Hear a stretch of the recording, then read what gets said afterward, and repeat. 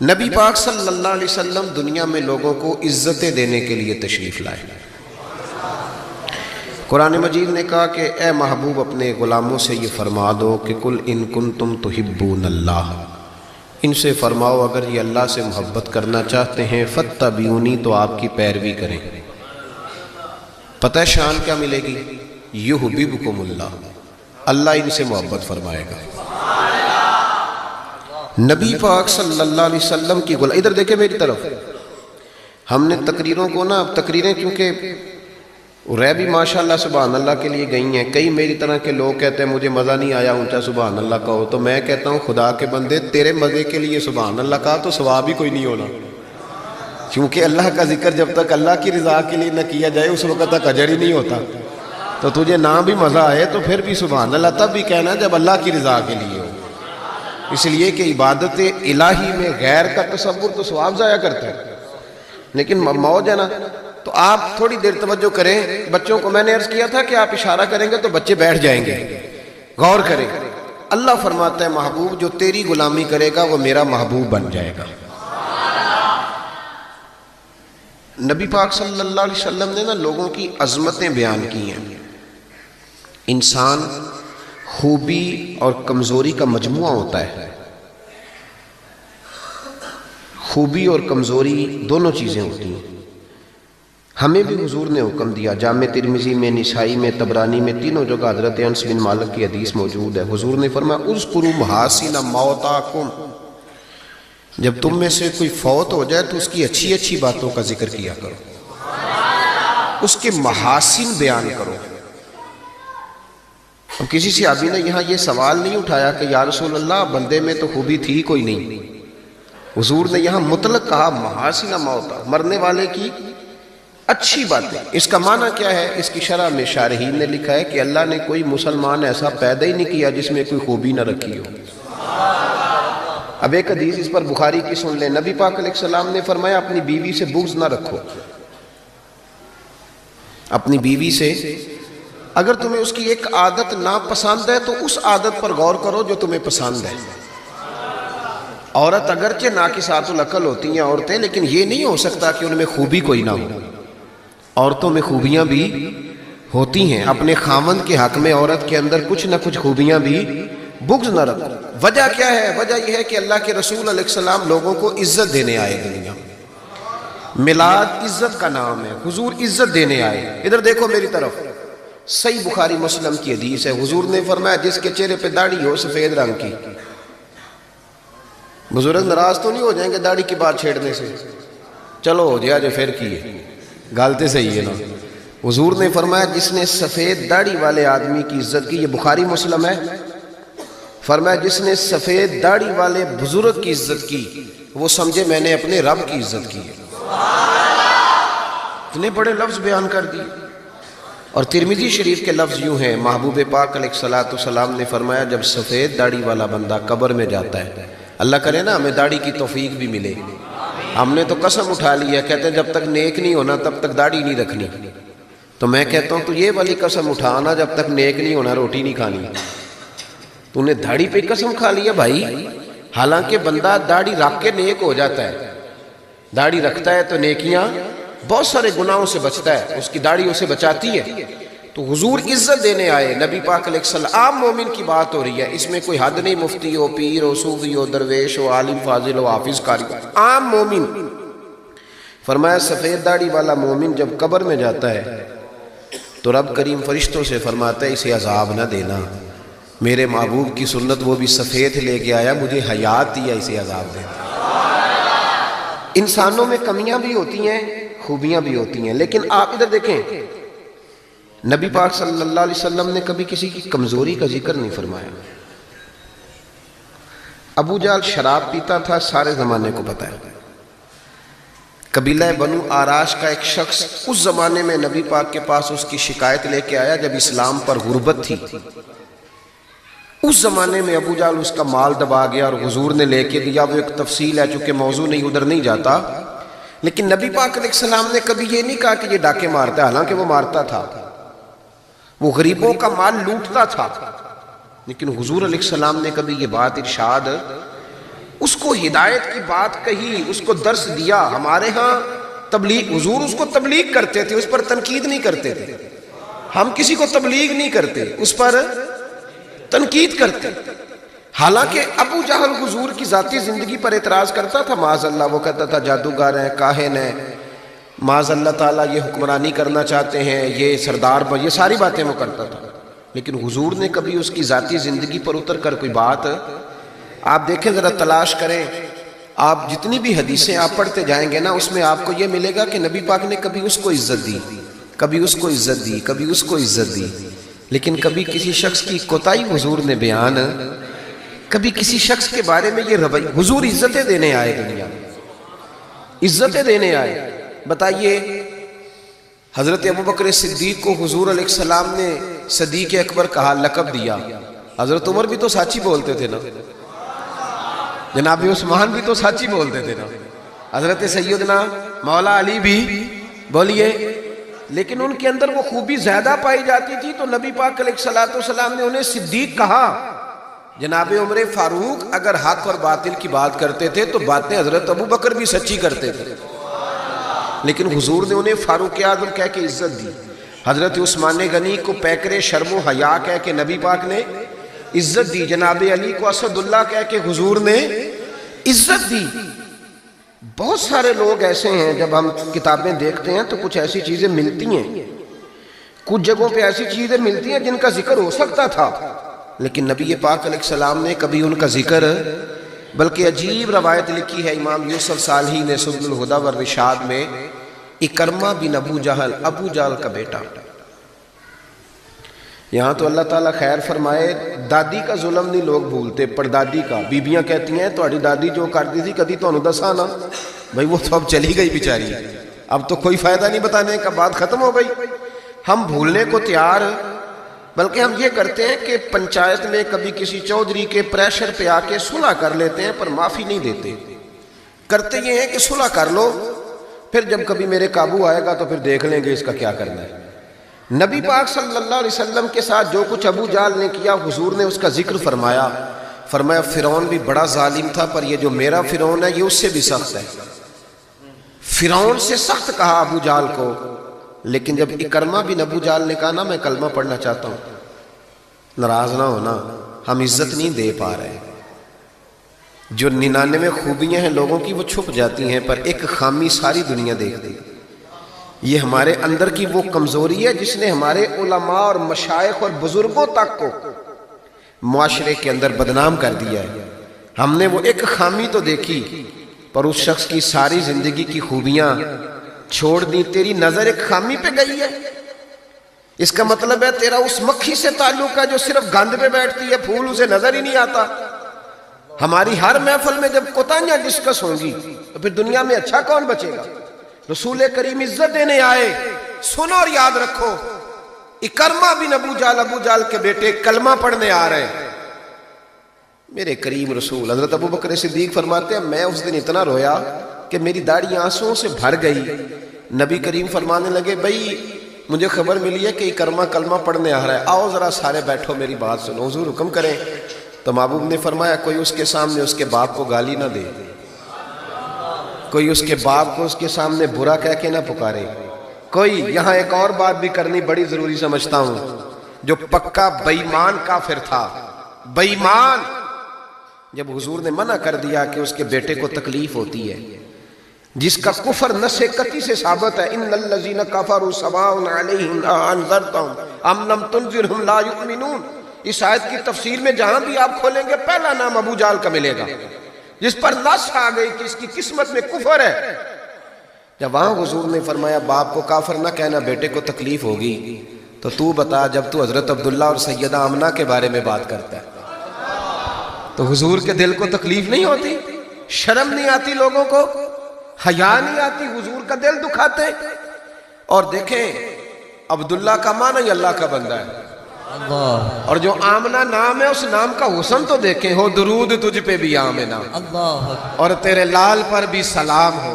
تو تھوڑا آپ بھی پہچانا کریں، جو تیری اماں کو برا کہے تو سلام نہیں لیتا، اور جو نبی پاک کی اماں کے بارے میں بات کہتا ہے تو کہتا ہے مولوی صاحب رل مل کے رہنا چاہیے.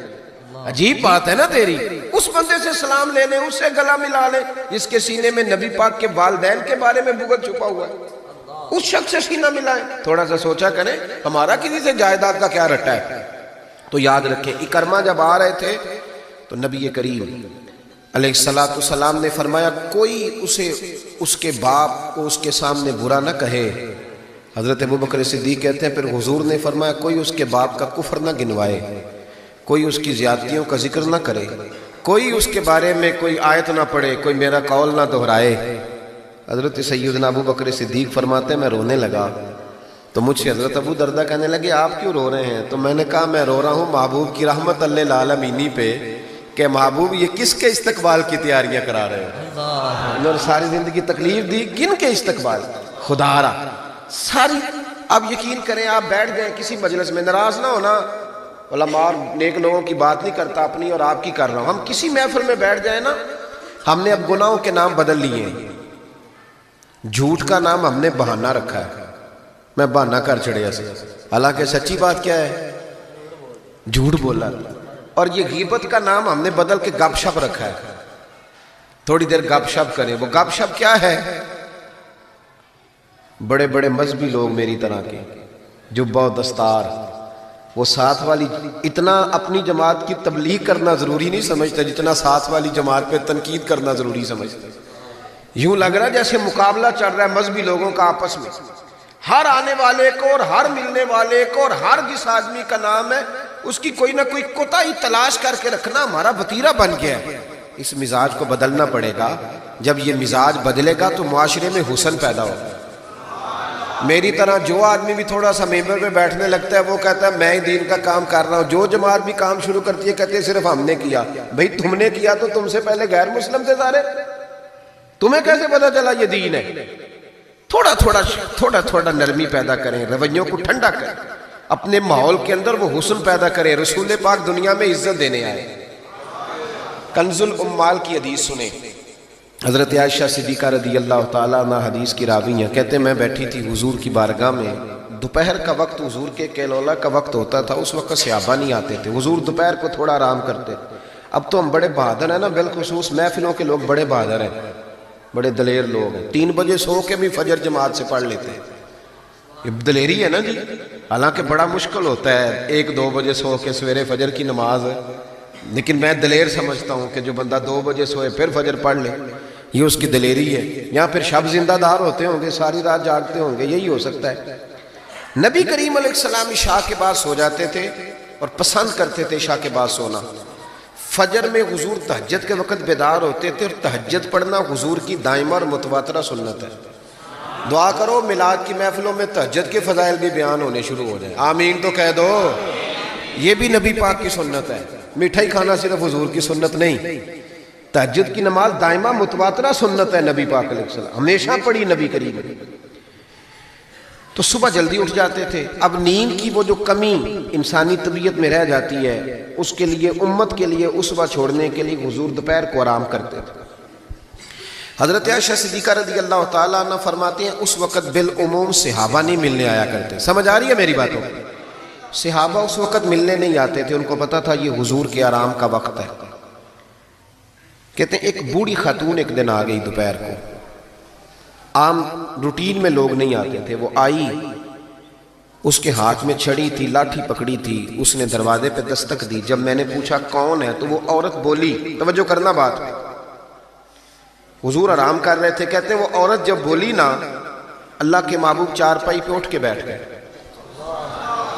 اس کی آواز کانوں سے ٹکرائی، حضور اٹھ کے بیٹھ گئے۔ دروازہ کھولا، وہ خاتون اندر آئی تو بڑی دنیا آتی تھی، پر جس انداز میں نبی پاک نے اس کا استقبال کیا ایسا کم ہوتا تھا۔ حضور کھڑے ہو گئے، پھر محبوب پاک نے بٹھایا، پھر حضور علیہ السلام کی میں آنکھوں کا حسن اور روشنی دیکھ کے اندازہ کر رہی تھی کہ اس کے آنے سے حضور بڑے ہی زیادہ خوش ہیں، نبی پاک بڑے خوش ہیں۔ اللہ کے محبوب نے کھجوریں دی، سرکہ دیا، دیر تک حضور ان کی باتیں سنتے رہے۔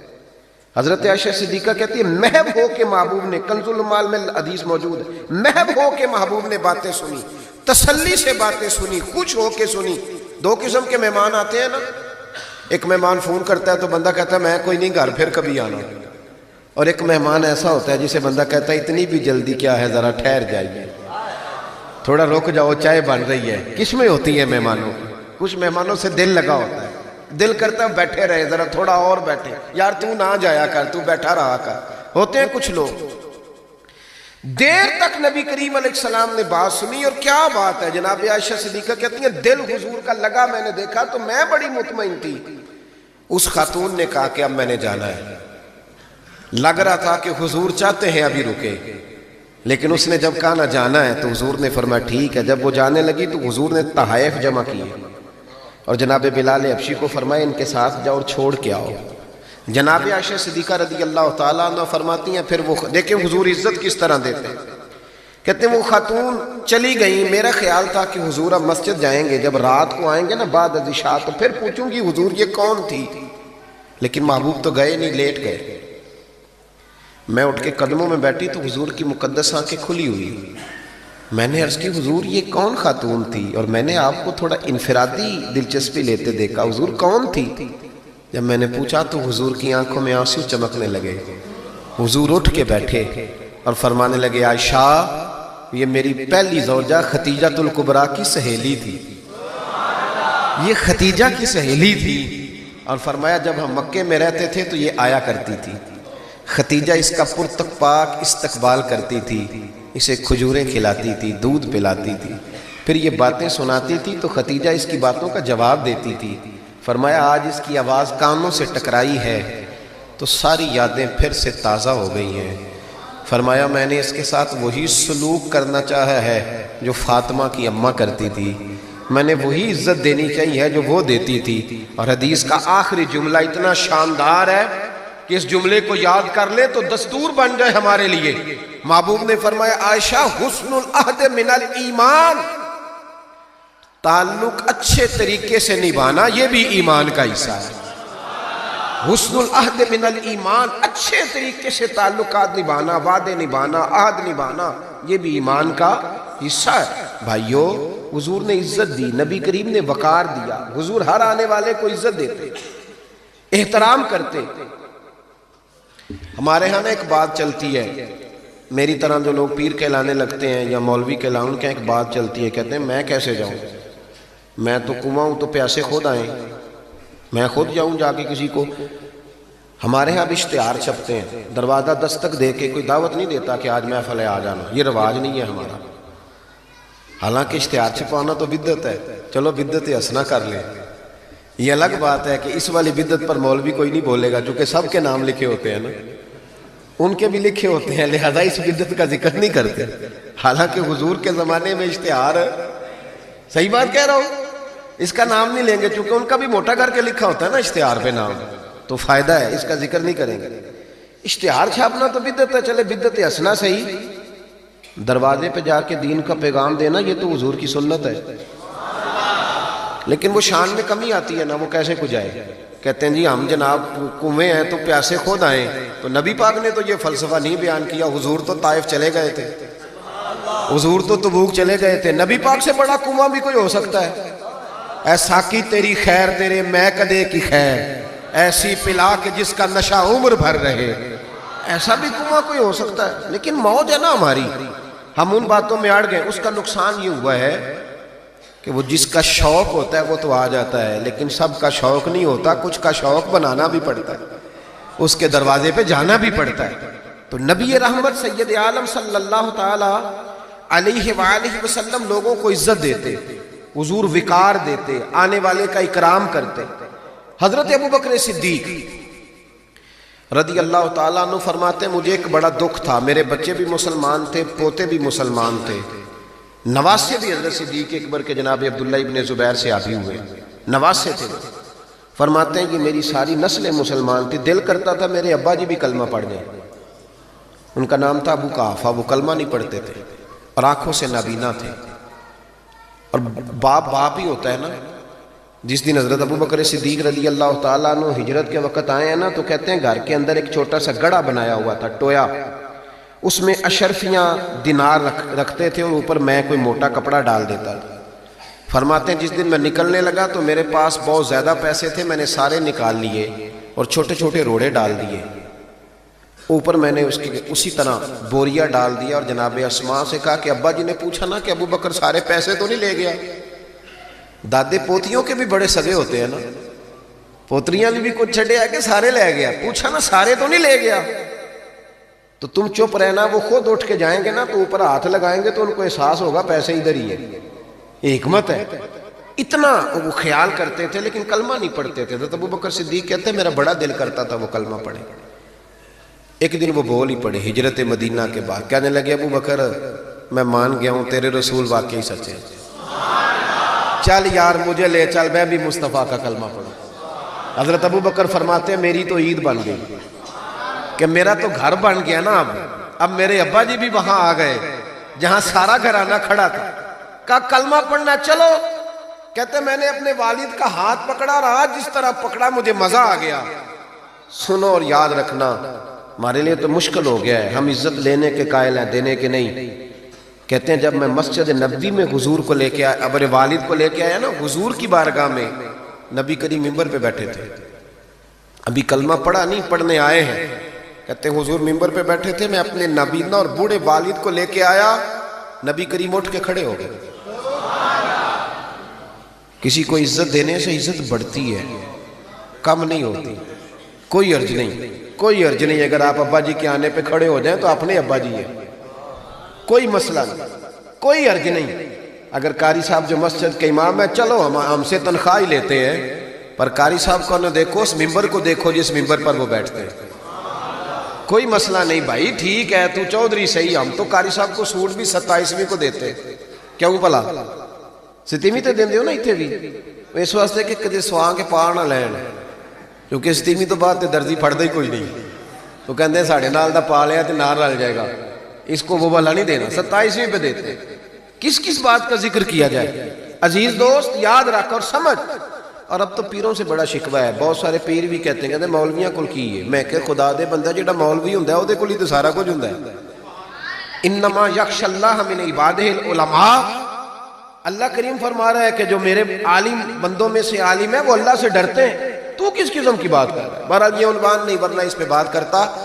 نبی کریم اٹھ کے کھڑے ہوئے تو حضرت صدیق اکبر عرض کرنے لگے یا رسول اللہ میرے والد کلمہ پڑھنے آئے. یہ لفظ ساری زندگی یاد رکھنا، بھولنا نہ. عرض کی حضور ابا جی کلمہ پڑھنے آئے، توجہ ہے میری بات پر، کلمہ پڑھنے آئے ہیں. پتہ ہے میرے محبوب نے کیا فرمایا؟ نبی کریم فرمانے لگے ابو بکر یہ بوڑھے بھی تھے، نابینا بھی تھے، بیمار بھی تھے، اگر ان کا ارادہ بن گیا تھا تو مجھے بتاتے، میں گھر آ کے انہیں کلمہ پڑھا دیتا. نعرہ تکبیر، دونوں ہاتھ اٹھا کے نعرہ رسالت، تاجدار ختم نبوت، تاجدار ختم نبوت. اور میرے اعلیٰ حضرت فاضل بریلوی رحمت اللہ لکھا، ادھر دیکھو میری طرف، اعلیٰ حضرت نے لکھا ہے تو نبی پاک کا لباس پہن لے رب تجھے عزت دے دے گا. کوئی نہیں سمجھ آئی آپ کو بات کی؟ کئی منڈے پینٹ کوٹ پا کے ساڑھے سے روب پاندے ہیں، کہندے قاری صاحب تسی پڑھے کنہ ہو؟ تو عالم اگر بتائے نا کہ میں درس نظامی کیا، کہندے نہیں وہ تو ٹھیک ہے پڑھے کنہ ہو. کمال موقع ہی پہ درس نظامی کے عالم سے پڑھے کنہ ہو. تیری نظر بی اے پڑھیا ہی بندہ پڑھیا ہوندہ ہے، پاہمیں وہ 6 والی سیپلیاں دے کے پاس ہویا ہوگا. کیا تماشا ہے؟ اس تماشے سے باہر آئے. نبی پاک صلی اللہ علیہ وسلم، ادھر دیکھو میری طرف. میں تو شکوہ کرتا ہوں کئی دفعہ اپنے نعت خانوں سے بھی اور نقیب سے بھی اور قاری صاحب سے، میں کہتا ہوں ساری عزت نبی پاک کے نام پہ، اور تو کہہ رہا ہے چھوٹی داڑھی میں سونا لگوں گا. میں کل حدیث پڑھ رہا تھا بخاری سے، حضرت ابو معمر رضی اللہ تعالیٰ عنہ نے حضرت خبیب سے پوچھا کہ نبی پاک زور اور عصر کی نمازوں میں قرات کرتے تھے؟ ادھر دیکھو میری طرف، زور اور عصر میں قرات کرتے تھے؟ حضرت خبیب کہنے لگے کرتے تھے. کہا آپ کو کیسے پتہ ہے؟ کہنے لگے جب میں نماز پڑھتا تھا تو حضور کو چھپ چھپ کے دیکھا کرتا تھا. اور اگلے لفظ سنو، کہنے لگے زور اور عصر میں میں نے حضور کی داڑھی کو ہلتے دیکھا ہے. نبی پاک کی داڑھی کو چھوٹی ہوئے تو ہل دیئے، یہ پوری ہوئے پوٹھتے تاں ہی ہل دیئے. چھوٹی داڑھی ہلتی ہوئی نظر، وہ تو تھوڑی ہلتی ہے، داڑھی نہیں ہلتی. تو داڑھی جو سرکار کا طریقہ ہے اس کے مطابق رکھیں، اپنی مرضی کی نہ رکھیں. نبی رکھ جو لی تو چھوٹی والے نے بھی لوگ کا مولوی صاحب ہی کہنا ہے. اور ویسے بھی داڑھی کا تو وزن ہی کوئی نہیں ہوتا. کیا ہوتا ہے؟ یہ وجود کا حصہ ہے، جسم کا حصہ ہے. حسن ہوتا ہے. حضرت صاحب ہمارے وزن تو نہیں ہوتا پر داڑھی کا حسن ہوتا ہے. سبحان اللہ. اعلیٰ حضرت فرماتے ہیں تو حضور کا لباس پہن لے. نبی پاک ایک بڑی خوبصورت بات لکھی ہے آپ نے ملفوظات میں. فرماتے ہیں اورنگزیب عالمگیر بڑا سیانہ بادشاہ تھا. فتاوی عالمگیری 500 علماء کو بٹھا کے لکھوائی اورنگزیب عالمگیری. اور ملا جیون رحمۃ اللہ علیہ جو تفسیرات احمدیہ جنہوں نے لکھی ہے ان کا شاگرد بھی تھا، مرید بھی تھا. اور حضرت ملا جیون رحمۃ اللہ علیہ فرماتے ہیں دیکھیں کسی کی سابقہ زندگی اور ہے لیکن جب وہ بدلا تو پھر کیا بدلا. فرمانے لگے کہ ایک دن فجر کی بارش تیز ہو رہی تھی تو میں فجر کی نماز میں لیٹ ہو گیا تو میرے دل میں اچانک خیال آیا پتہ نہیں کوئی مسجد میں آیا بھی ہوگا کہ نہیں آیا ہوگا. لیکن فرماتے ہیں جب میں پہنچا تو وقت کا بادشاہ اورنگزیب عالمگیر مجھ سے پہلے پہنچا ہوا. تو میں نے کہا بادشاہ تو بغیر آج سپاہیوں کے آ گیا. کہنے لگے میرے دل میں خیال آیا کہ کہیں اللہ کا گھر سونا نہ رہ جائے. سپاہی بھی نہیں چل رہے تھے جو کہ بارش تیز تھی. یہ ذوق تھا. اورنگزیب کے پاس ایک بندہ آ گیا کہنے لگا بادشاہ میں مداری ہوں، بہروپیہ ہوں، میں روپ بدل کے دکھاؤں گا تو تجھ سے انعام لوں گا. اس کو اعلیٰ حضرت نے لکھا ہے اور بھی کئی لوگوں نے لکھا ہے روپ بدل کے دکھاؤں گا تو انعام لوں گا.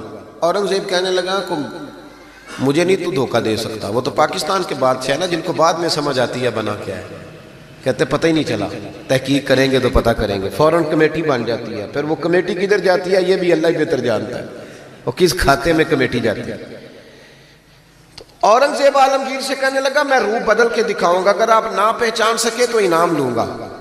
اس نے کہا چلو ٹھیک ہے تجربہ کر لو، میں بڑا انعام دوں گا. اورنگزیب ایک دن سفر پہ نکلنے لگے جہاد پہ تو فقیر آیا کرتے تھے بادشاہوں سے مانگنے. اس نے بھی منہ ساری مونچھیں اور داڑھی صاف کر لی اور چہرے پہ سیاہی مال لی، کپڑے پھٹے پرانے پہن لیے.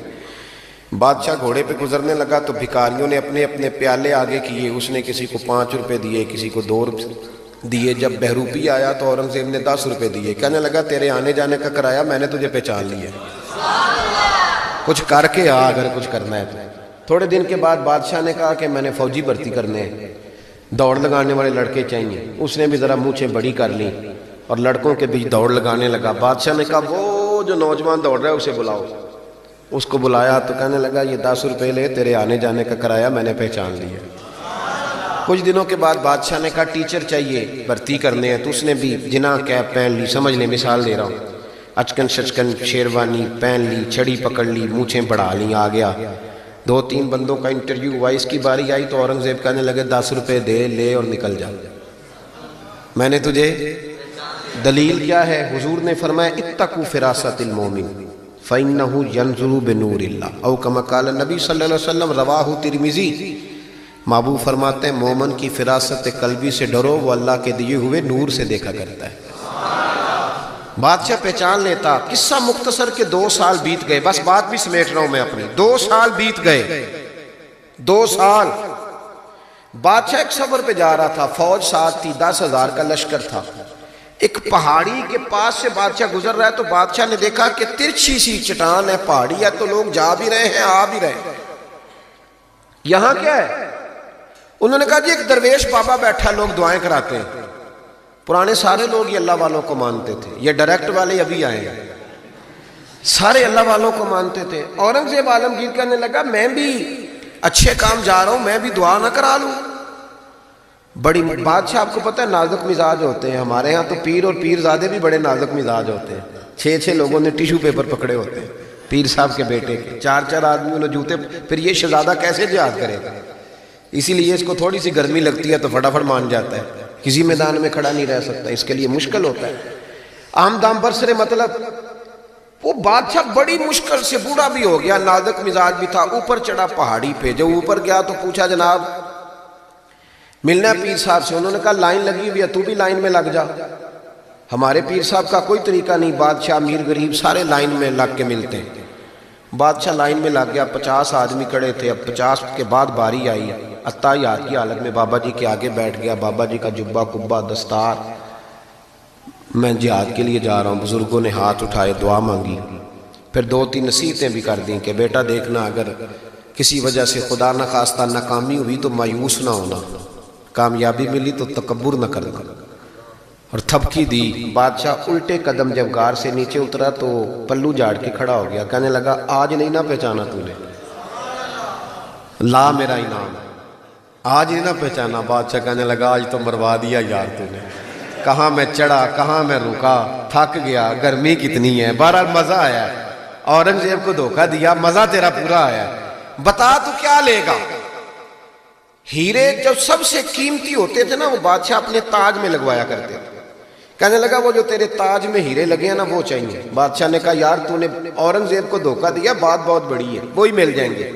اس نے تاج اتار کے بیروپیے کے قدموں میں رکھا اور کہنے لگا یہ تو نے مانگا ہے نا, میں جہاد سے واپس آتا ہوں تو دوبارہ آنا, اپنی مرضی سے بھی تجھے دوں گا. تو نے حد کر دی.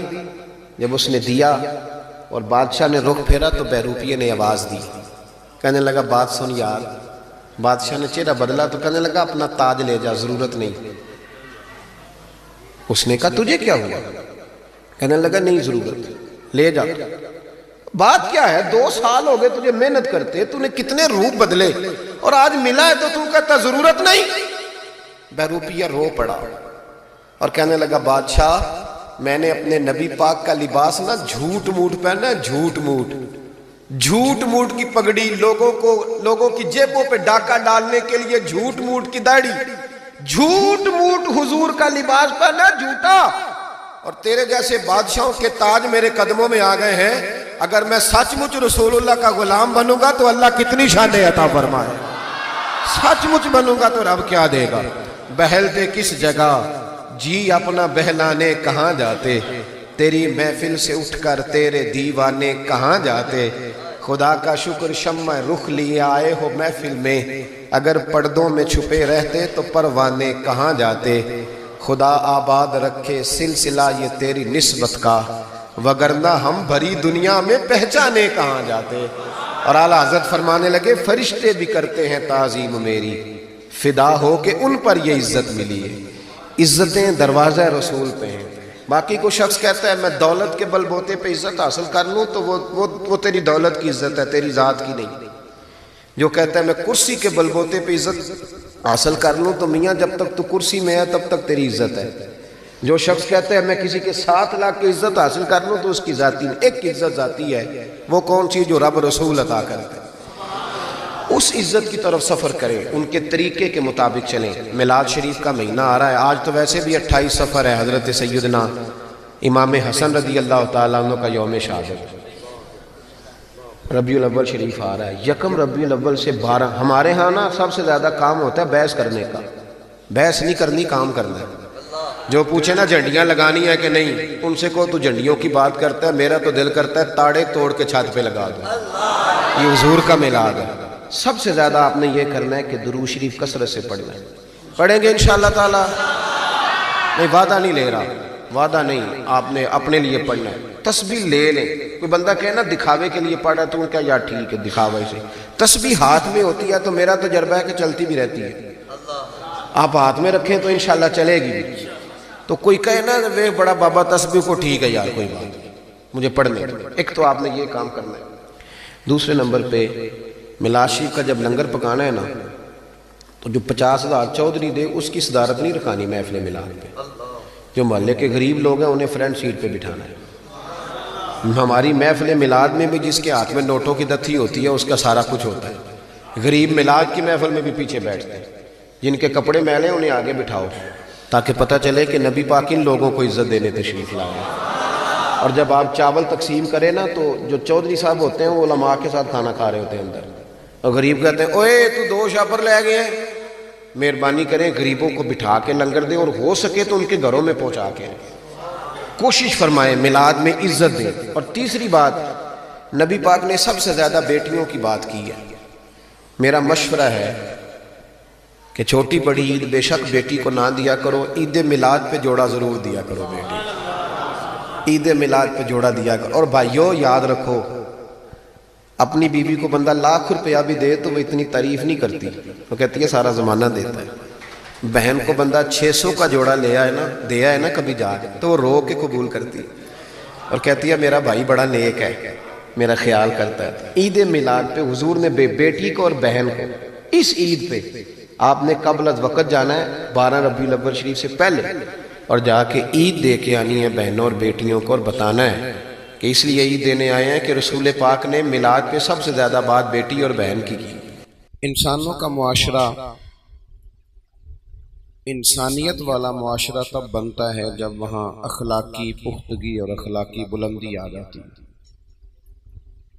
اللہ تبارک و تعالی اس معاشرے پر بڑی رحمت کرتا ہے جہاں لوگوں کے اندر درگزر ہوتا ہے، خودداری ہوتی ہے، معاف کرنے کا جذبہ ہوتا ہے، سچ بولنے کا شوق ہوتا ہے، لوگ صرف وہ والا رزق کھاتے ہیں جو ان کے لیے حلال ہو۔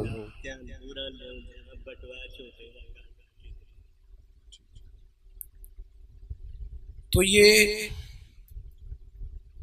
اخلاقی بلندی جس سوسائٹی میں آ جاتی ہے وہاں خود بخود سکون پیدا ہو جاتا ہے۔ ہمارا مزاج اس طرح کا ہوتا ہے کہ ہم چاہتے ہیں کہ دیکھو میں دودھ لینے گیا تھا خالص نہیں ملا، گھی لینے گیا تھا خالص نہیں ملا، میں بازار سے مسالہ جات لینے گیا تھا خالص نہیں ملا۔ یہ ہمارا مسئلہ نہیں، ہمارا مسئلہ اس دن حل ہوگا جس دن جو کام میں کرتا ہوں وہ میں صحیح کر کے کرنا شروع کر دوں گا۔ آپ یہ ڈیمانڈ چھوڑ دیں کہ سارے لوگ فلاں فلاں فلاں فلاں فلاں ٹھیک ہو جائے، آپ جو ایک کام کرتے ہیں وہ صحیح کر کے کرنا شروع کر دیں، اپنے کام پر توجہ دینی شروع کر دیں۔ آپ اگر کچھ اور نہیں بیچتے صرف دودھ بیچتے ہیں، آپ دودھ خالص دینا شروع کر دیں، امید ہے گھی والا بھی خالص دینا شروع کر ہی دے گا۔ اپنا کام اگر صرف ٹھیک ہو جائے، اپنی اخلاقی پختگی دیکھیں، اللہ تبارک و تعالیٰ نے ہمارے نبی پاک علیہ السلام کو جو شانیں عطا فرمائیں تو ان میں سے ایک شان یہ بھی دی، فرمایا محبوب ہم نے جو آپ کو اخلاق دیے ہیں تو وہ اعلیٰ ترین اخلاق عطا فرمائے۔ وَإِنَّكَ لَعَلَىٰ خُلُقٍ عَظِيمٍ، اے محبوب علیہ السلام ہم نے آپ کو خلق عظیم کا مالک بنایا۔ اور یہ اخلاق کا بلند ہونا اتنا زیادہ ضروری ہے کہ نبی پاک صلی اللہ تعالی علیہ وسلم نے فرمایا ہے قیامت کے دن میرے زیادہ قریب وہ شخص ہوگا جس کے اخلاق زیادہ اچھے ہوں گے۔ جو اخلاقاً مضبوط آدمی ہوگا وہ قیامت میں میرے، اللہ کرے آپ موبائلوں پہ توجہ کم دے اور میرے اوپر زیادہ دے، آمین تو کہہ دیں، دعا مانگی ہے میں نے، اللہ کرے کبھی کبھی موبائل جیب میں بھی جائے، آمین تو کہہ دیں، اللہ تعالیٰ سکون عطا کرے، اس سے کبھی تھوڑا سا نا ادھر ادھر بھی آپ ہوا کریں، کچھ نہیں فرق پڑتا، آپ توجہ کریں کیا عرض کرنا چاہتا ہوں۔ اخلاق اتنی اعلیٰ چیز کا نام ہے کہ فرمایا میرا قرب ملے گا جس کا اخلاق اچھا ہوگا۔ ہمارے ہاں لوگ سمجھتے ہیں کہ اخلاق صرف میٹھا بولنے کا نام ہے، یہ بھی اخلاق کا ایک جز ہے، آپ کا لہجہ، آپ کا انداز نرم ہو، بڑی علامت ہے، لیکن صرف میٹھا بولنے کا نام اخلاق نہیں۔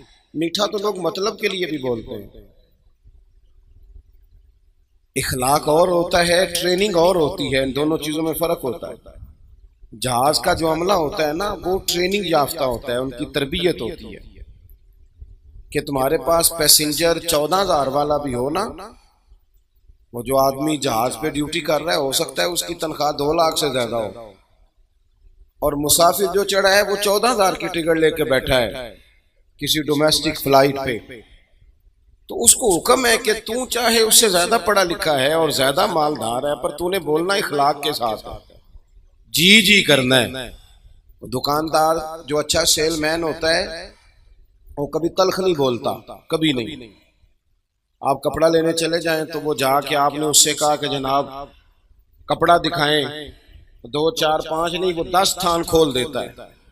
آپ نے کہا نہیں نہیں وہ یہ نہیں، تیرے پاس ہے ہی نہیں جو مجھے چاہیے، تو کہتا نہیں میں نے کچھ پیچھے بھی رکھے ہوئے ہیں، ادھر سے بھی وہ نکال کے لاتا ہے۔ پھر بھی آپ نے اس کے ساتھ سخت بات ہی کی کہ تجھے کہا تھا نا کہ تیرے پاس وہ نہیں ہے جو مجھے چاہیے، تو پھر بھی وہ ناراض نہیں کرتا، وہ کہتا ہے میں نے نا کچھ دنوں میں مال اور لانا ہے، آئیے گا میں آپ کا مطلوبہ بھی آپ کو دے دوں گا۔ لیکن جب آپ دکان کی سیڑھیاں اتر جاتے ہیں نا تو پھر وہ اصل بات کرتا ہے، پھر وہ اصل بات کرتا ہے، پھر وہ کہتا ہے کہ سوٹ انہیں ایک لینا ہے نخروں تک کوئی دے کے لینے۔ اب جو اس نے بات کی وہ امام باقر رضی اللہ تعالیٰ عنہ سے کسی نے کہا کہ یہ بندہ جب اس نے عہدہ لینا تھا نا، جب اس نے ایم پی اے بننا تھا، مثال دے رہا ہوں، جب ایم این اے بننا تھا تب تو یہ کچھ اور تھا، اب یہ بدل گیا ہے۔ تو امام صاحب فرمانے لگے نہیں، یہ عہدہ لینے کے لیے بدلا ہوا تھا، بعد میں اپنی اصل جگہ پہ آ گیا ہے۔ اس وقت بدلا تھا جب اس کو چاہیے تھی، تمہاری ضرورت تھی، کوئی ضرورت نہیں ہے، پسینے والا آدمی نہیں اچھا لگتا ہے ایم پی اے صاحب، لیکن اب مجبوری ہے نا اس کی۔ وہ رات کو جب تنہائی میں اپنے ووٹروں کے ساتھ، خاص لوگوں کے ساتھ بیٹھتے ہیں تو وہ تبصرے کرتے ہیں، کہتے تک کو یار کیڈا مشکل کام نہ، ریڑی والے دے بھی تردے کرنے کا۔ یہ مخلص نہیں ہوتے الا ماشاءاللہ، مخلص ہو تو انداز اور ہو۔ میری بات کی سمجھ آ رہی ہے آپ حضرات؟ اخلاق اس بات کا نام ہے ہی نہیں کہ آپ صرف میٹھا بولتے ہیں۔ سنو میرے جوانوں، یاد رکھنا، اخلاق صرف میٹھا بولنے کا نام نہیں، اخلاق سچ بولنے کا نام ہے۔ آپ سچ بولیں، آپ صحیح بات کریں۔ میرے نبی پاک صلی اللہ تعالی علیہ وسلم سے پوچھا گیا کہ مومن بزدل ہوتا ہے؟ فرمایا ہو جاتا ہے کبھی۔ یا رسول اللہ مومن کنجوس بھی ہوتا ہے؟ فرمایا کبھی یہ غلطی پیدا ہو جاتی۔ یا رسول اللہ مومن جھوٹ بھی بولتا ہے؟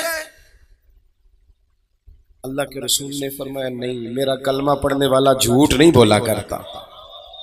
یہ اخلاق ہے کہ آپ سچ کتنا بولتے ہیں۔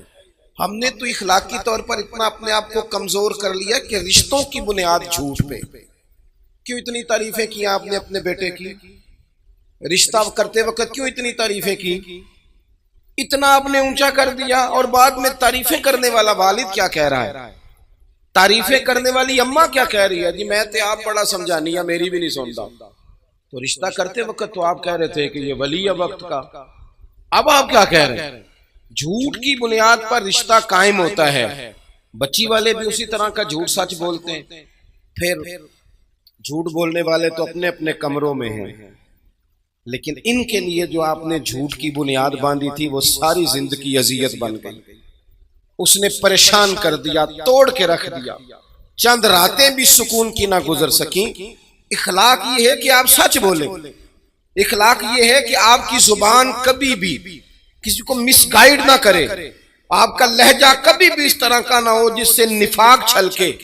آپ جو کہہ رہے ہیں آپ اس کے مطابق خود اپنے آپ کو ڈھالیں، آپ کے لہجوں میں آپ صحیح بات کریں۔ ہمارے ہاں بڑے بڑے باغ خواب دکھائے جاتے ہیں، بڑا بڑا کچھ کہا جاتا ہے۔ میں سیرت کا ایک حوالہ دیکھ رہا تھا، نبی پاک صلی اللہ تعالی علیہ وسلم سے نا طائف کے ایک سردار نے کہا بڑے بڑے سبز باغ نہ دکھائیں گے۔ میں اکثر پیران عظام کی خدمت میں بھی ادب سے گزارش کرتا رہتا ہوں کہ مریدوں کو دین بتاؤ، کرامتیں نہ سناؤ، ورنہ خود الجھ جاؤ گے بڑے، پھر وہ کرامت پہ کرامت مانگیں گے۔ میں نا یہاں سے کراچی جا رہا تھا تو لاہور ایئرپورٹ پہ ہی مجھے کچھ تکلیف ہے، زیادہ گرمی برداشت نہیں کر پاتا، میرا وجود مجھے الرجی ہے، تو وہ مجھے کہنے لگے کہ حضرت یہاں گرمی بڑی شدید ہے، تو آپ تشریف تو لا رہے ہیں اور آپ کی طبیعت، تو میں نے کہا اللہ سے دعا کرتے ہیں نا اللہ بارش عطا کرے، ٹھنڈ ہو جائے۔ تو ہمارا جہاز لینڈ کیا ہی تھا کہ وہاں بارش ہو رہی تھی، تو وہ نا ٹیلی فون پہ ایک دو کو بتانے لگ گئے کہ حضرت صاحب نے دعا کیا تو آتے ہی بارش ہو گئی۔ میں کیا ان ہور نہ کسی نے دسی، یہ مسئلہ خراب نہ کر دینا، ایسا نہ ہو کہ یہ تو اللہ کی حکمت کا تقاضا تھا، ہو گئی اس کی حکمت تھی، دعائیں قبول کرتا ہے، میرے جیسے گناہگاروں کی بھی کرتا ہے، اس کی رحمت پہ امید ہے، جب مانگے وہ دیتا ہے اپنے فضل سے۔ لیکن آپ اس پر قائم ہو جائیں کہ یہ جو کہہ دیتے ہیں ہو جاتا ہے، یہ معاملہ ٹھیک نہیں ہوتے، اس سے دشواری بڑھتی ہے۔ سبز باغ دکھائے جاتے ہیں کہانیاں، اور ہمارے لیڈر اللہ خیر کرے وہ تو پتہ نہیں کیا کہتے ہیں، پتہ نہیں کیا۔ میں دوستوں سے کہتا ہوں ہمیں تو پتہ نہیں انہوں نے کس چکر میں ڈالا ہوا، جو کل تک مہنگائی کے خلاف جلوس نکالتے تھے وہ اب مہنگائی کے حق میں دلیلیں دینے لگ گئے، کہتے ہیں یہ مجبوری ہے۔ اور وہ جو کہہ رہے تھے پچھلی دفعہ کہ ہم آتے ساری فلانا فلانا کام کر دیں گے، وہ کہتے ہیں نہیں ہمیں دوبارہ لاؤ پھر کریں گے۔ اور نہ اس طرح کریں، آپ قوم کو سیدھی بات بتائیں کہ خزانے میں کیا ہے، کتنا وقت لگے گا، کس طرح کر کے چیزیں۔ میں لوگوں کے اندر تلخی بڑھ گئی ہے، میں دیکھتا ہوں کہ اب تو اس طرح لگتا ہے کہ جیسے کپڑے پھاڑیں گے ایک دوسرے، یوں محسوس ہوگا جیسے ماحول میں شدت بڑھا دی، سبز باغ نہ دکھاؤ، سچ بولو، یہ اعلی اخلاق کی علامت ہے، سچ بولو۔ دیکھو طائف کے ایک سردار نے میرے نبی پاک علیہ السلام سے کہا اگر آپ کو حکومت مل گئی تو کیا ہم بھی اس میں حصے دار ہوں گے، ہمیں بھی عہدے ملیں گے؟ اب میرے رسول پاک صلی اللہ علیہ وسلم کی شان یہ ہے کہ حضور حکومت ملنے کی خبریں پہلے سنا رہے ہیں۔ حضور تو حال یہ ہے کہ سرور کائنات علیہ السلام تو خندق میں چٹان پر ایک کدال مارتے ہیں، ایک ہتھوڑا مارتے ہیں تو کہتے ہیں لو بھئی شام بھی فتح ہو گیا، دوسرا مارتے ہیں تو کہتے ہیں لو بھی ایران بھی فتح ہو گیا، تیسرا مارتے ہیں تو کہتے ہیں روم بھی فتح ہو گیا۔ اور حضور تو ہجرت کے سفر میں جاتے ہوئے کہہ رہے ہیں سراقہ بن مالک سے کہ کیسر روم بھی فتح ہوگا، اس کے کنگن بھی آئیں گے، وہ تیرے ہاتھوں میں پڑیں گے۔ اتنی بڑی بڑی خبریں حضور رکھتے ہیں اور دیتے ہیں کہ دنیا فتح ہوگی، لیکن جب اس نے کہا نا، اب لوگ بڑی بڑی باتیں نہیں سناتے، جھوٹ بولتے ہیں، کہانیاں سناتے ہیں، لیکن حضور نے سیرت کیا دی جب اس نے کہا کہ ہمیں بھی موقع ملے گا اس میں، تو یہ میرے کریم کا انداز ہے بات کرنے کا۔ حضور فرمانے لگے میں تمہارے سوال کے جواب میں صرف اتنا کہتا ہوں، تم نے کہا حکومت میں سے ہمیں بھی حصہ ملے گا، فرمایا یاد رکھو حکومت اسی کو ملتی ہے جسے اللہ عطا فرماتا ہے۔ بس یہ محتاج جملہ ہے، بات ختم ہو گئی۔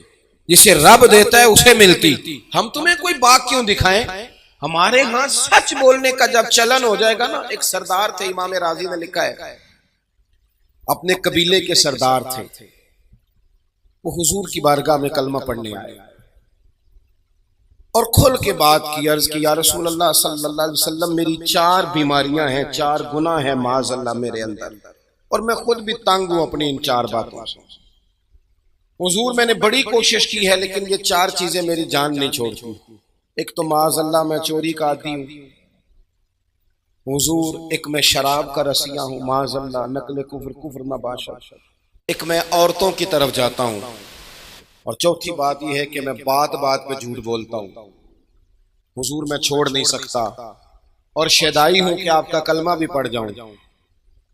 تو میرے کریم فرمانے لگے دیکھو یہ میرے محبوب کا انداز ہے، تیری صورت تیری سیرت زمانے سے نرالی ہے، اور تیری ہر ایک ادا پیارے ادائے بے مثالی ہے۔ کیا خوبصورت انداز ہے بات کرنے کا، ککھ سواد نہیں مشری اندر، اساں کھنڈا بھی چکھ ڈٹھیاں، اینا ساریاں شیواں نالوں تے گلاں سجن دیاں مٹھیاں۔ کیا انداز ہے حضور نے نا۔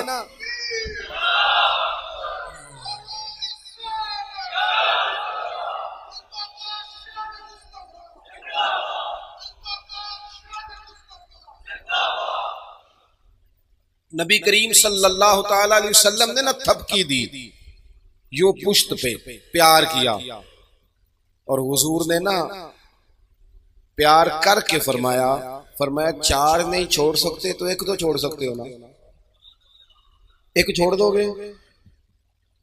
وہ کہتے ہیں میرے دل میں اب بات گھومنے لگی کہ شراب بڑی حرام ہے، نجس ہے چھڑوائیں گے، چوری بڑی خطرناک ہے، کسی کے حق پہ ڈاکہ ہے یہ چھڑوائیں گے، پھر خیال آتا تھا کہ بدنکاہی بڑا جرم ہے یہ چھڑوائیں گے۔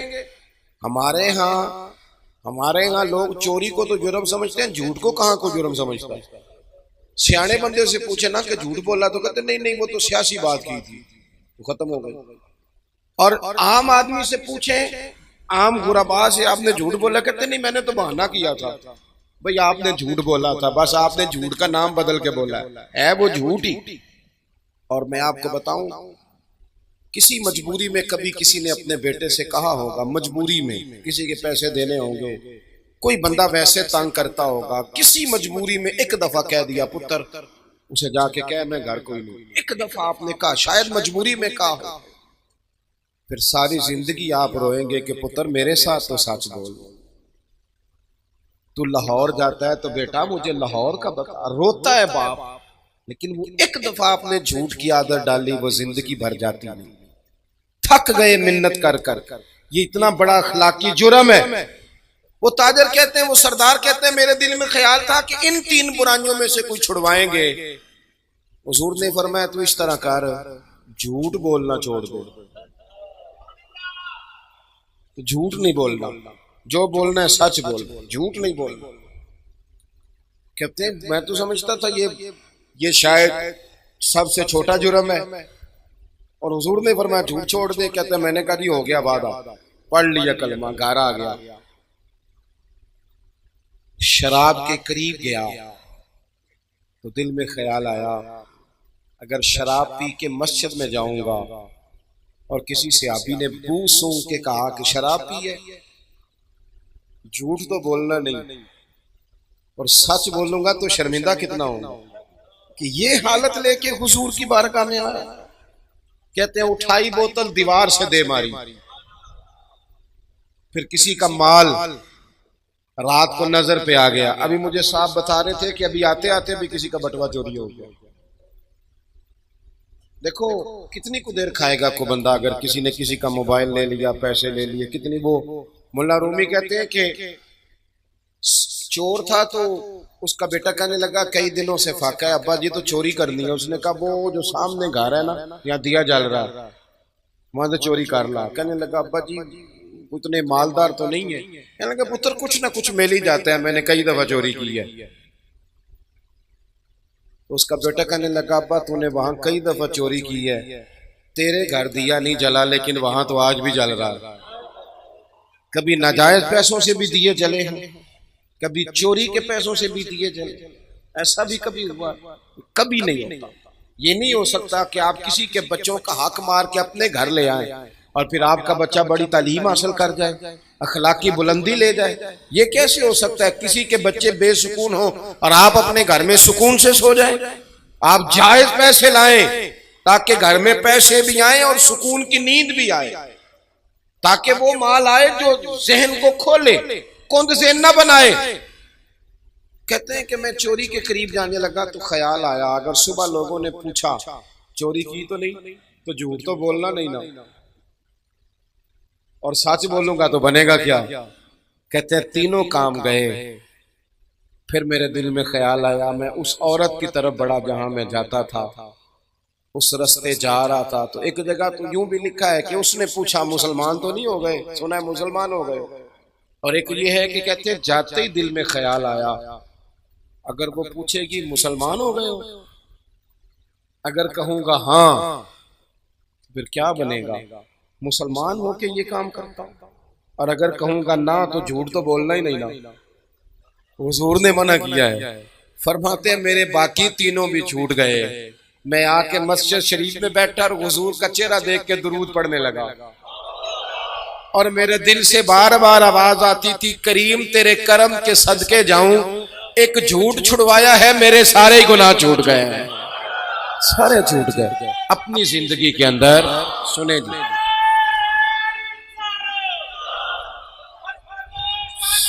سنیں، اللہ آپ کو جزا دے، مجھے موقع دے، وقت کم ہے۔ ایک تو سچ بولیں، اپنے گھر آ کے بھی سچ بولیں، اپنی گھر والی کے ساتھ بھی سچ بولیں۔ رشتے پیسوں سے نہیں ہوتے، اعتماد سے ہوتے، سچائی والی زندگی گزاریں۔ دوسرا حضور نے ہمیں ایک اخلاق بڑا سکھایا، وہ یہ ہے کہ رزق ہمیشہ پاک صاف کھائیں۔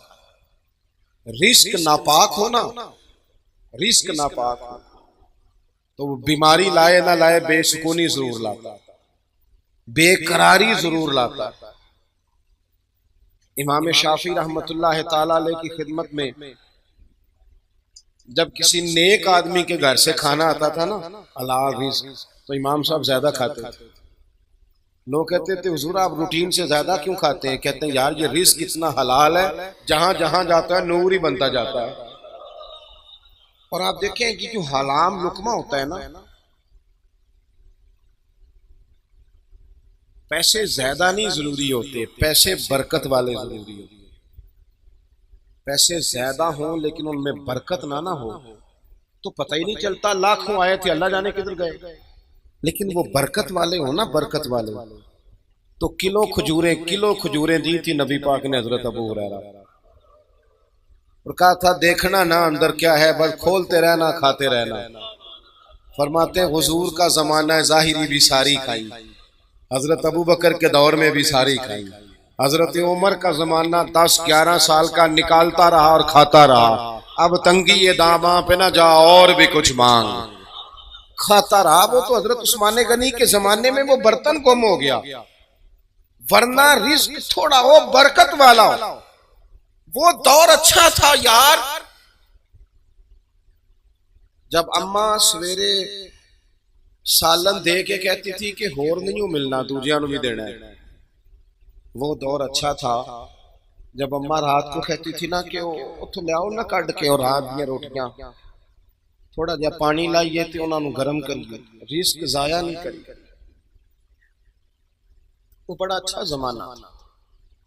جب ابا جی کہتے تھے لو پترو بچیو میں تانوں پڑھولے چ دانے پاتے جے تے ماں تہاڈی مرتبہ نے 4 پاتا جے، ہن تانوں پرواہ، کتنا اچھا تھا دور، بخار ہی نہیں چڑھتا تھا، لوگ دیر تک پتہ ہی نہیں چلتا تھا کوئی بیمار ہو گیا، اعلیٰ غذائیں، ہوٹل سجے ہوئے، برگر کی دکانیں سجی ہوئی، پیزے آ رہے ہیں، لیکن تلخیاں ہیں کہ جان نہیں چھوڑتی، سکون ہے کہ قریب نہیں آتا، بے ہنگم سوسائٹی، بکھرا اور الجھا ہوا معاشرہ، حلال اور طیب روزی۔ پتہ ہے رزق حرام نقصان کیا کرتا ہے؟ او میرے دوستو میں بات کہنے لگا ہوں، خدا را ضائع نہ کرنا۔ پتہ ہے رزق حرام نقصان کیا کرتا ہے؟ پتہ ہے رزق حرام نقصان کیا کرتا ہے؟ رزق حرام بندے اور رب کا رشتہ کمزور کرتا ہے، اللہ سے رشتہ کمزور۔ وہ مالک جو گناہگاروں کی بھی قبول کرتا ہے، خطاکاروں کی بھی قبول کرتا ہے۔ اللہ کے رسول صلی اللہ علیہ وسلم نے ایک شخص کو دیکھا وہ دعا مانگ رہا، تو فرمایا یہ دیر تک بھی دعا مانگتا رہا تو اس کی قبول نہیں ہوگی۔ حضور رب تو کریم ہے، وہ تو کرم کرتا ہے، فرمایا نہیں قبول ہوگی۔ وجہ فرمایا جو اس نے کپڑے پہنے ہیں وہ حرام پیسوں کے، جو اس نے کھایا ہے وہ حرام پیسوں کا ہے، جو اس نے پیا ہے وہ حرام پیسوں کا ہے، اور جب یہ حرام پیسوں کا سارا کچھ ہو پھر جتنا مرضی کشکول بڑا کر کے دعا مانگی جائے وہ قبول، اس سے بڑا بھی کوئی نقصان ہوگا کہ اللہ سے رشتہ کمزور ہو جائے۔ دعائیں جو مومن کا ہتھیار ہے اسی سے بندہ محروم ہو جائے۔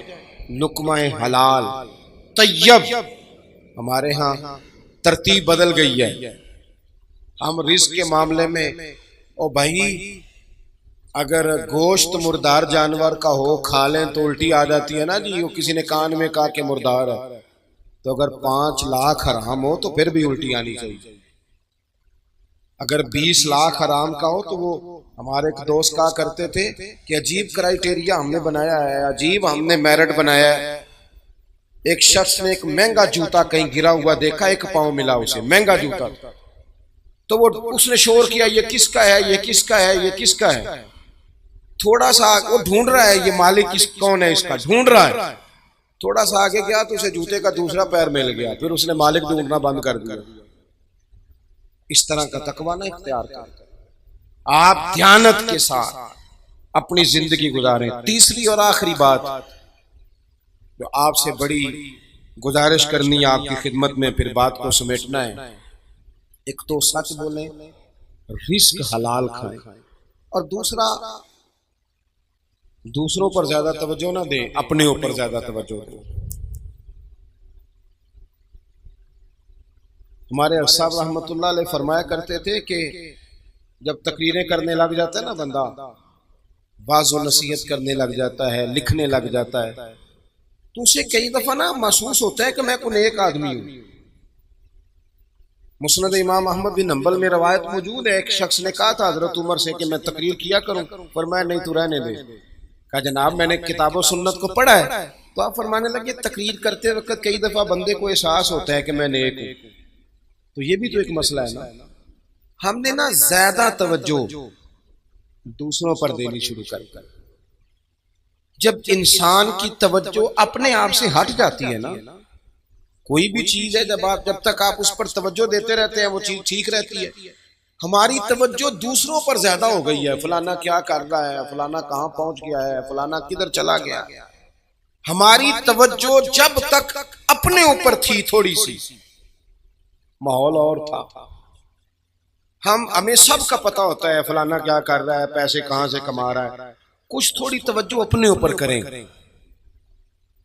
اپنے آپ سے پوچھیں کہ وہ بھی تو دور تھا نا جب تو پکا نمازی تھا، اپنے آپ سے پوچھیں کہ ایک ٹائم وہ بھی تیرے اوپر گزرا ہے جب تیرا دل بڑا نرم تھا لوگوں کے، سوال کریں اپنے آپ سے کہ وہ دن کدھر گئے جب میرا تہجد پڑھنے کو دل کرتا۔ رمضان شریف کے دن فضیلت والے ہیں، لیکن احکام جو رمضان میں ہیں وہ رمضان کے بعد بھی ہیں۔ میری بات کی سمجھ آ رہی ہے؟ رمضان میں ثواب زیادہ ہے، لیکن نماز رمضان میں بھی فرض ہے، رمضان کے۔ میں نے عید کے بعد کہا تھا دوستوں سے، عید سے پہلے بھی کہا تھا، اور راشن ونڈن والے لوگوں عیدوں بعد بھی بھوک لگ دیجئے، غریب کو نا بعد میں بھی ضرورت ہوتی ہے۔ عید گئی ہے، رمضان گیا ہے، عید گزری ہے، تو شادیوں کا سیزن آیا ہے۔ مسلمان نیکی کریں، جب بیٹی کی شادی کا پیغام آئے تو سستا کر دے سامان، تھوڑا ریلیف دیں بچی کے باپ کو، تھوڑی آسانی دیں، اپنے اعمال پر توجہ کریں، ساری کی ساری توجہ سامنے والے پر۔ لوگ تلخ بھی آئیں گے آپ کے پاس، سارے لوگ ٹھیک نہیں آئیں گے، پر آپ نے بندہ دیکھ کے نیکی کرنی ہے کہ رب رسول کو دیکھ کے کرنی ہے؟ اپنے اوپر تھوڑی توجہ، ہماری توجہ زیادہ دوسروں کی جانب ہو گئی، دوسروں کی جانب۔ اس کا نقصان ہمیں یہ ہوا ہے کہ ہماری اپنی تربیت میں کمی آئی ہے، اپنی روحانی ترقی رک گئی ہے۔ بس بات ختم کرنے لگا ہوں۔ حضرت موسیٰ کلیم علیہ السلام سے ایک دفعہ فرمایا گیا تھا کہ آپ کی بستی میں جو سب سے نیک آدمی ہے نا، اسے ڈھونڈ کے لائیں۔ اب جسے حضرت موسیٰ نیک کہیں گے وہ کتنا کو نیک ہوگا؟ حضرت موسیٰ کلیم اللہ علیہ السلام عرض کی مالک یہ میں بندہ ڈھونڈ کے لائیں، یہ سب سے نیک ہے۔ اب حکم ہوا اس بندے سے کہیں کہ یہ بستی میں سے سب سے گناہگار آدمی ڈھونڈ کے لائے۔ مجھے بتائیں اگر یہ ڈیوٹی میری لگتی گناہگار بندے ڈھونڈنے کی، یا آپ کی لگتی، تو یا میں نے خود نیک بچنا تھا، یا جو میرے پیچھے ہاتھ باندھ کے چلتا ہے اس نے نیک بچنا تھا۔ باقی تو اللہ خیر کرے، اور نیک ہے ہی کوئی نہیں۔ حضرت موسیٰ نے اس نیک آدمی سے کہا کہ اب آپ گناہگار کو ڈھونڈ کے لائیں، تو اس نے ہاتھ باندھ دیے، کہا حضور مشکل کام ہے۔ کہا آپ نے ہی ڈھونڈنا ہے۔ اللہ کے پیغمبر کا حکم ملا، اس شخص نے کہا مجھے 3 دنوں کی مہلت دیں۔ 3 دن کی مہلت دی، میں چوتھے دن مقررہ وقت پر فلاں جگہ حاضر ہو جاؤں گا۔ 3 دنوں کے بعد گناہگار کو ڈھونڈ کے لانا تھا۔ کسے ڈھونڈ کے لائے؟ اپنے ہی گلے میں رسی باندھی، اور حضرت موسیٰ کے ہاتھ میں تھما کے عرض کی حضور کچھ لوگوں کی غلطیاں نظر آئی تھیں، پر ان کا مجھے صرف شک تھا کہ یہ اس میں غلطی ہے، وہ شک تھا، لیکن جو میری غلطیاں ہیں وہ تو پکی ہیں نا، وہ تو مجھے یقین ہے نا یہ مجھ سے ہوا ہے، لہذا اس بستی کا سب سے گناہگار میں ہی ہوں۔ رب کی طرف سے پیغام آیا، میرے کلیم اسے فرما دیں کہ تیرا جو اللہ کی بارگاہ میں مقام ہے وہ اسی عاجزی کی برکت سے ہی تو ہے، یہی تو وجہ ہے جو تجھے مقام ملا۔ کچھ توجہ نا اپنے اوپر بھی کریں، روز اپنا جائزہ لیں، روزانہ۔ آج کو 10 منٹ مجھے ملے ہیں کہ میں نے کوئی تلاوت کی ہو، کوئی 20 منٹ ملے ہیں مجھے کہ میں نے اللہ سے دعائیں مانگی ہوں، کوئی مجھے آج موقع ملا ہے کہ میں کچھ چند 100 بار درود شریف پڑھ سکا۔